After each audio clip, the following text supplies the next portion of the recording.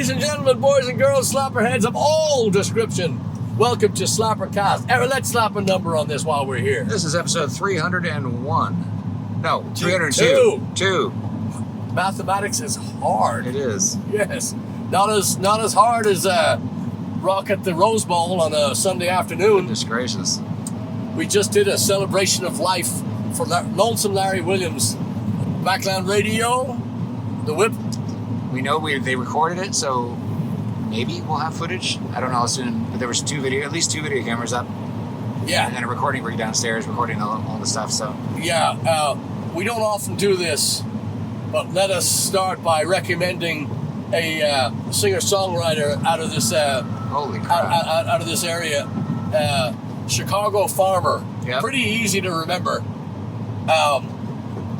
Young chap, hell of a songwriter, hell of a voice. Yep. Great storyteller. Oh yeah. Just a massive personality, and I wouldn't say that if I wasn't so high. But amazing performer. We got our ass handed to us. We're just standing there at the side of the stage going, one guy. Yeah. One guy on a guitar. He was fantastic. Yeah. So we got to get him down to Houston. Yeah. Look him up. Chicago farmer. Yeah. Where we just had three run little jaunt. We hit Hot Springs on Friday night at the Rhino's Den. It's still a new place. It's a family business, and they're building it from the ground up, and they are working their ass off. If you get to Hot Springs, you've got to do yourself a favor. Food's great, people are great, amazing.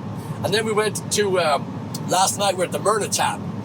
Yep. Bloomington, Illinois, and we played there one time before. That's gonna be a regular stop. No shit. That's gonna be right. They destroyed us. Yeah. Yeah. I'm just surprised that we were able to walk today. All those, amazing. It's just amazing. I will say this: a lot of people were gonna show up today from there. I think there were a lot of headaches being. Oh my. Easily, yeah, that place looked like Chernobyl. After we were done, it was lunacy. Yeah. That was a great night. Sorry. I was just gonna say, Rose Bowl was packed anyway. Despite the fact that there were some people who didn't come from. Last night was packed. Tonight was packed. So yeah, no love lost. That's not the right use of that phrase, but you know what I'm saying. Yeah. Did Jack just say love? Yeah. Yeah, he's back there. Luckily, we put a tarp down before he got in. He's had a great day. All those Urbana women. Urbana. Yeah. So just a little background here. We little context. So Larry Williams, Lonesome Larry, we met him. We've been friends with Larry for many years. Larry's one of these guys.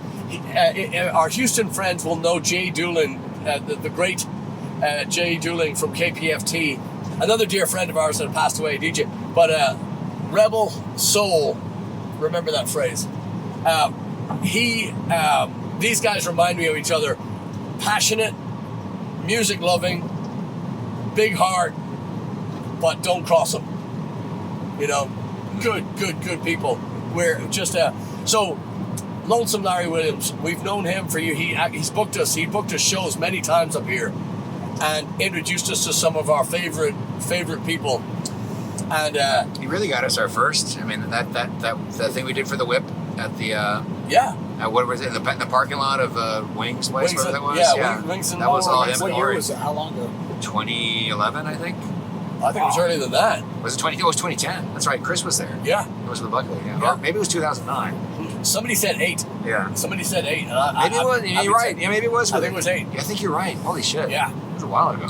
So, and the people were there tonight from that show. I was just mind blown. Yeah. So Larry, there you go. That's the proof you need. Larry put us in touch with all these people, introduced us, played the shit out of us on the whip. Yep. So Auntie Lori, who's now trying to fill those big shoes, she's keeping that flag flying for him. She's just and she is tireless. I can email her at 3 in the morning or 3 in the afternoon, doesn't matter. She'll get right back to you, and anything she can do to help. And she put together this celebration of life today. And the Rose Bowl Tavern, sorry, you're going to have to bear with me, kids. Why don't you grab yourself keep up and drink up. The Rose Bowl Tavern, legendary music venue. Legendary. Everybody's been through there. The pictures of Larry with all these celebrities, Billy Joe Schaefer and all the names, of course, are blanking on me now, but all these amazing bands, Sleep at the Wheel, if I want to say. I saw a bunch of these faces on the thing that I recognize, but I'm my mouth is way too far ahead for my brain to be able to put it all into word form here. But everybody knew Larry. He played the music, and he played great music, because everybody in there tonight were bonded by the music. And Larry's again, a lot like Jay Dooling from KPFT in Houston. They had a knack for putting the song together. You wouldn't necessarily pair them if you saw them on paper, but you hear them in context of internet radio, and hats off. It's just tremendous. And we were talking about Chicago Farmer. I was very envious of his great voice, great performance, blah blah. But I was also he got to go and sit with Larry. He got to sit in the studio with him. Yeah. And they get. I was thinking, man, what I would give to have had that time, because every time we come up, we're playing Friday here, Saturday here, and we're out the door, we're gone. Mm-hmm. So we never had a chance to. But and Larry was the same as Auntie Laurie. Every time you called with something, question, thing, favor, booking, anything you wanted, call you right back and do what they could. So you just hate to lose legends like that. You hate to lose friends anyway, but people like that are really, really difficult to come by. Mm-hmm. And the bond in there tonight was music, was Backland Radio raised and every walk of life. Everybody was there, such an honor to be asked to come up to do this. Yeah, absolutely. So we had a couple of firsts for Turbo, and he's a big fan of Bloomington now. Oh, yeah. Big fan of the Rose Bowl. Yeah, dude, I can't wait to play that place even outside. Yeah. Oh man, it's like. Yeah. So regular listeners of SlapperCast, episode 302, Chad. Yeah. What? Shut up. 2010, 2009, 2008, 2007. I'm like, fuck, are you just going to name all the years? Yeah. We'll just start shouting out years? 14 BC. Yes. Sorry. Regular listeners might have heard the episode before, but the first and only time we had played in Bloomington at the Urbana Tap, great room. We were getting our gear out to the car, and there was snow on the ground, ice everywhere, bitterly cold, and we were going to a place called Lawrence, Kansas. We were leaving that night to go to Lawrence, Kansas to play a show out fucking side, right? Outside. It was in a tent, but the tent might as well have not been there. Exactly. There was hurricane-flavored winds.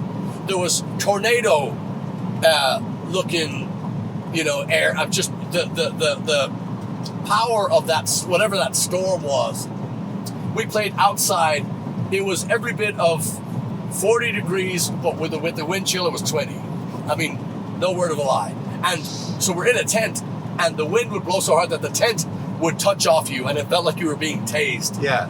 It's just like, oh! So the tent basically provided a tool for the wind to smack us. Yeah. Continuously punch us in the back of our heads or whatever. Yeah. Fuck you. Mm-hmm. I think it was colder than that. I think it was, even without the wind chill, it was below, it was like 20, 30, I don't know. I said 20. They said 40. I said 40 with a wind chill of 20. Yeah. But anyway, it doesn't matter. We're riding the same. Is that the coldest show you ever played? No. No. Not by a long We had shot. some pretty frigid nights in Austin. Yeah. Yeah. That we shouldn't have been outside for, but we were anyway. Yeah. But anyway, sorry, I'm way off track here. Back at the Myrna Tap, unloading from the room into the van, getting ready to head south to Lawrence, Kansas. We're approached by this tall gentleman. And when I say tall, he's taller than me, and I had heels on. Heels and stockings, lipstick. It was just a regular Friday night. But young fella comes up to me, and he hands me, he was the one that gave us the painted rock, too. And it was basically these rocks that you leave in another place, and you go to a website, take a picture of it, and the rock is supposed to move around, and they take pictures of all the places, right, where the rocks be. Yeah, where they. So he gave us that. Then he arrived a few minutes later, and he handed me, and regular listeners will know this one, but he gave me a paper bag, a brown paper bag, about this big, and it was nice, neatly folded at the top. And he handed it to me with a grin. He said, I asked him tonight, I said, it was something cryptic. It was something, and he said, this will make your journey a little easier. I was okay, thank you. I thought raspberry jam, what could it be? It's in a bag. So I went, oh, thank you, that's really sweet. Loaded the rest of the stuff up, got on the road, driving south. And it was daylight, I remember that. And I said, oh, I got this bag here. And I opened up this brown paper bag, and there was a jar of weed. It was a huge jar of homegrown marijuana. And I'm not even a weed smoker, but that stuff looked gorgeous. The jar, it was like, dude. It looked like handcrafted granola. Yeah. I mean, it was, you know what I mean? It was perfect. And a little purple in it. I don't know. I was too.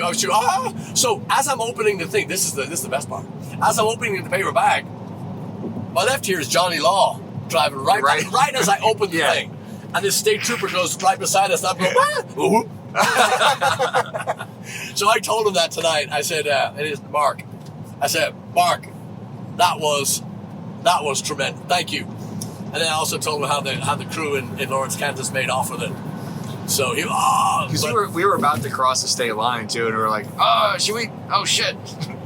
Yeah, are we gonna get in trouble? Yeah. So we promoted it. Yeah, it's in days past we would have had people in here that were it's legal if you have under they knew every every increment, every ounce, every the law, every yeah. So but it was hilarious. He was there tonight. It is my point for going way too long on that, but it's just it's such I love community, end of story, but a music community is second to none. That's to me, that's the gold standard, is a music community of people that are like-minded. There was a lot of people in there tonight that hadn't heard us, and I know once you hear that distorted guitar, you're kind of like, it wasn't like that at all. It's a lot of kind of these poser clubs would be very, I don't know if we're going to stay with It was standing ovation. I mean, we have it on tape. It's several standing ovations. Yeah, and we were talking in episode 301. We were talking, or 300, I think. We were talking about the construction of a set list for a show. When you go and perform, you want to put a set list together that flows. You don't want two songs that sound alike. You don't want three songs that are slow. You don't want, you have to. Tonight we went, we just ran. We just said, just run with it. We'll kind of do what they want. But people were calling out. They were calling out our songs, which you just can't get a better feeling than that. You just can't get a better. There's just nothing more beautiful than somebody shout out something, so as you can probably tell by the drivel, by the spewing, I'm just so pleased. We're so grateful. We're always grateful for you, for all of you. We're grateful for for all these wonderful places and people that we get to meet. And it's such a joy. It's such a joy to go and see these people after all these years, and just like I said, Larry, all the people that we met through Lonesome Larry and the Whip Radio, it's just a really just a beautiful day. Yeah, absolutely. Really. So Murder Tap, lay it on me. What? Yeah. You like it? You like it? I'm not telling that story. Come on, tell it. I'm not telling the story. No? I don't know. I'm not telling it. Can I tell the story? You can tell it. I'm not right. telling it. So this 5-year-old girl. Oh my God! Come on. You want me to We're tell in a bar. You know what I mean? Like, it's over 21. No, I know. I was just gonna see if you would tell it. I'll tell it. You can tell it. I'll tell it. So Turbo's at the. I'm buying the merch. Yeah, you know what? We're the worst. Anybody watching this probably knows this. We're the worst salesmen of all time. We've had brand new work shirts, brand new V-neck t-shirts, sparkly ink for a while, and we haven't said a fucking word about it. Great job. Anyway, luckily we had Impaler and Turbo yesterday because sold a ton of them. Non-stop rush on merch during the first break. Yeah. Yeah, you had to kick me out after a while. Yeah. I heard the ching on the guitar, and I go, I gotta go. And then Chad's laughing. I was like, but Patrick was just testing something. I just unmuted the thing for a second, and then he turned around. I was like, shut that fucking thing up. I was trying to. I was trying to reacquaint myself with. Devil, we didn't wind up doing it. The owner of the Myrna Tap. Unfortunately, her father Chuck passed away a few weeks back, and somebody had asked for just a little verse, a little bit of The Devil Went Down to Georgia, song that I'm not crazy about, and so glad that we don't do anymore. But I was reacquainting myself with it, and I'm kind of trying to remember because I was going to throw it into a song, and Chad unmuted. I was fuck it, yeah. So anyway, nothing to do with that story. Turbo was over at the merch table, and he's selling all these shirts, and he's kind of he's like if you see the cartoons, where they're going through the suitcase and there's just shit flying everywhere. It's so nice to see because everybody put so much into it, put so much in, and you try to shake hands with everybody and thank them, and you want to be, but he's got his head down in the thing. He's looking for sizes and he's sorting through stuff, and a young lady's voice says, "Hey, what shows the most breasts? What shirt or what size? What size shows the best for?" And he goes, "No shirt is the best." I didn't even look up. I just went, "No shirt."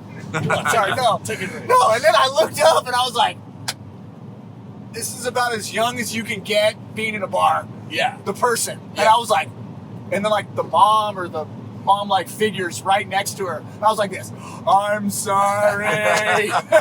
She's like, "It's okay." I was like, I was sweating. I was like, "I fucked up." I didn't hear this story. I was like, boss, somebody help me. I was like, oh my God, my heart was beating so hard. I was like, oh my God. I thought it was one of the workers there, like one of the people that we've already talked to, and I don't know why I said it. I blurted it out, and I was like, whoops. I was like, this is why I'm in the back. Oh man. Yeah, it was. I wasn't there for it, but you told me the story last night. I was just crying, laughing. I thought it was so good. She goes, yeah. Yeah. And that's when I went, oh my God. The girl was like kind of played into it a little bit, like yeah. And I was like, I'm gonna go hide. Yeah. Oh, it was great. Yeah. You know what I liked about the show today was, when you kind of have to build the volume, you have to build the momentum of the show, especially when we're doing like a 2-hour block before a break. We have to build it. You can't just hit them hard. Today was like, the second we started, they were like, just let's go. Like it was like, they built it. Yeah. They were like, we almost couldn't deliver it fast enough. They were like pulling it from us. That's how I felt. I was like, as they started to like go like this. Yeah. So I love that. I'm like, oh my God, I'm addicted to that. Like that's like hitting that hole in one in golf. To me, I'm like, when the crowd's engaged and golf, is that the one? This basketball. It's basketball? Which one is golf? The club, you know. Tennis. Oh, golf. Got it. Club, not Got the it. racket. That's what I said. Tennis, the racket, man. Okay. Come on. All right. It's like, you know, royal flush. That's what you're looking for. For me, that's what I like the most. You know, besides the playing side, obviously we want to play, but when we're locked in, it's like that's an internal thing for me. But the external is like when the crowd's like they're taking over. You're like, holy shit. Yeah. It's another level. Yeah. It's just another feeling. So let me ask you this: on a night like today, that's great. Well said. On a night like that's the title. Night like today. It's so strange because we played late last night and we played early today, and then you show up and it's bright outside. But this is a real music venue. It's called the Rose Bowl. Yes. And the Rose Bowl Tavern. It's cool. Music venue. That's all it is. Great sound. Attention to detail. It's a honky tonk. It's a rock club. It's not a rock club, but it's, you know what I mean, like Americana.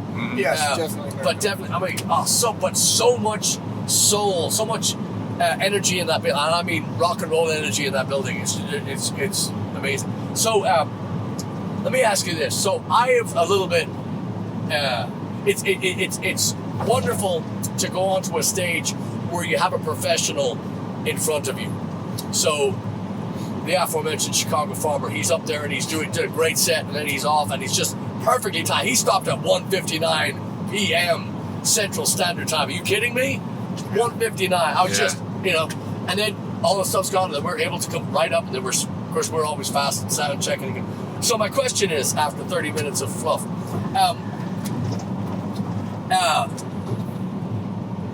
I get excruciatingly nervous just on a regular basis. Just any show, I'm just sweat and you know, you just self-doubt and all this stuff. Let me ask you this. So today going on, it was extra because I don't want it to be gleeful because it's because we've lost Larry and it's, you know, but I also don't want to be, it's a celebration of life, right? You don't want to come up and just you know, so I'm setting the scene. My question is, does that add to your nerves when you play? Because it was extra pressure. I just felt a lot of pressure tonight, today, trying to get the I don't know, our job is to create the atmosphere. Our job is to bring them in, to send them. You know, you don't want to open up with Ace of Spades, or you want to. That's why we construct the set list, or we hopefully construct. So does it add extra pressure to you when you're going on, or is it?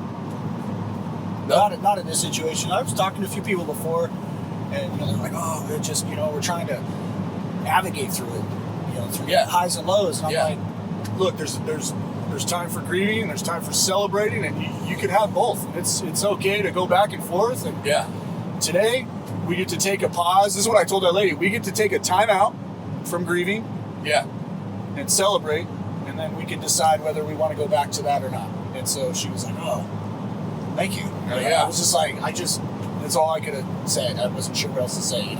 I don't know a lot of these people, like you guys know them, so I felt like I got to, maybe that's why I didn't have that pressure today. I just felt, hey, I'm going to go up there and do my part. That's what I'm going to do.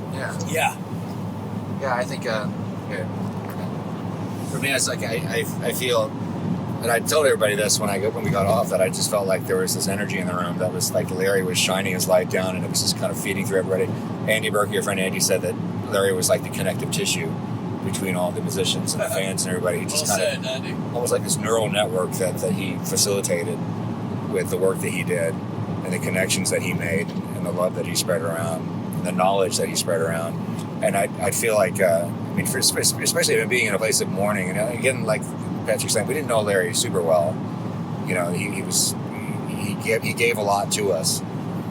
He was a fantastic person. But I know what a lot of people there did know him really well, and there was that you could feel it, and there was just this really just solid energy in the room. And I mean, it's for me. I mean, coming from a place of mourning, being on stage is almost like that's the first place I want to be. After I'm spent time with my loved ones, the day after my dad died, we played a show at Brian O'Neill's in Houston, and Patrick was tentatively like, because we had a show the day my dad died, and I don't sorry to turn this conversation about that, but that's what it's about. This is the first thing I think about. But we had a full weekend booked the week that my dad passed away. For the Friday he died, we were supposed to play at Molly McGuire's. So Patrick called Eamon, no problem, canceling that show. And he said, Patrick told me, I'm going to cancel the whole weekend. This, we got to take time. And so the next day he calls me. He's like, man, Brian O'Neill's doesn't want to. They asked me to say, can't we play the show anyway? He said, you were mad. You're like, fuck, I don't know what their fucking problem is. And I thought for a second, let's just fucking do it. Let's just go. And it was the most wonderful, cathartic feeling for me to be able to play that night. And I think for me, that was the best place for me to be. So, especially for somebody like Larry, that's what it's all about. That is what it's all about. I just everything felt like it was where it was supposed to be tonight on that stage. From Chicago Farmer to every song that we played. Yeah, that's what it's all about. Really, it's what it's all about. So. Marker here. Yeah. Chad, you're like pitch black, bro. Oh. You gotta lean back. Oh, okay. Well, you have to stay right there. I'm done talking now. You're in your monologue. I didn't want to stop you. That's all right. But you can't see it. You're just Excuse me. Take the shirt off. Yeah, if you lean back behind the light, yeah. That's all right. I can get you. I just give the lady something. You might be able to correct it. I was like, I'm not stopping. That's right. Yeah, I couldn't agree more. What was the name of this coffee shop? Flying Machine Avionics. They're the most eccentric names for a coffee shop I've ever heard. Listen to me, kids. Good shit. I might just do a trip up here just to get some fucking coffee. I'm gonna tell you right now, Erin. Yeah. She's back there roasting the beans. That's do right. yourselves a favor. Yeah. Do yourselves a favor. Get some. I'm in heaven. This is my second one. Yeah. It's when people say nectar of from whatever, this is it. This is it's like the devil's tears. It's just love it. Yeah. Of all the things you could have picked. I know. Well, I'm trying to keep it clean. This is SlapperCast episode 302. Sorry. 2006, man. Yeah. Wonderful, comfortable room. What are you laughing at? Sorry. I got the giggle bug. Giggle bug. Now that might be the title now. All right, keep it coming. Yeah. We were at Kelly Navarro. Thank you. Oh yeah. Thank you. Thank you, Kelly. Wow. This is so good. This is so good. So you may or may not know this, but we're going to take you backstage here a little bit. When we play a town, we don't ask Chad for directions because it's basically like putting a coin in a blender, and then following that trajectory to get to your destination by Chad's phone. It'll send you. It sent us last night. We went to a derelict industrial park. I swear to God, there was crackheads in there going, "Don't go in there." Yeah. That's where it sent us to go. So anyway, so we don't follow it, but what we do in this band on a daily basis, on tour especially, Chad, find us the best coffee. Yeah. In the land, we're within a 30-hour driving radius because we're serious about this shit. So this morning, he had it all lined up and ready to go. Had the directions, everything. We went over there. Kelly Navarro has bought our coffee. Thank you again, Kelly. Very sweet. We went in there and I looked around. I said, "This place is all right." And said the barista, I said, "Get a strong cup of coffee. Put 2 shots in it, and make it quick." Where is it? And then she goes, "Call back." She goes, Nice. I said, "Is it good?" She goes, "I think so." She goes, we roast our beans here, and I go, get it to me quick. Just throw it in my mouth. So she came back with the coffees, and I took a sip, and I was like, that's pretty fucking good. But sometimes, coffee drinkers know that you take a sip, and then the next one's doesn't live up to it. This steadily got better. Yeah. And I'm drinking it cold now it's 5:18 Central Standard Time, and we got this at 11:30 a.m. and I swear to God, it's I want to keep it clean because I don't, I respect those Slapper kids, but it's nectar. It's so fine. Yeah. This is gourmet coffee at its best. So, thank you, Aaron.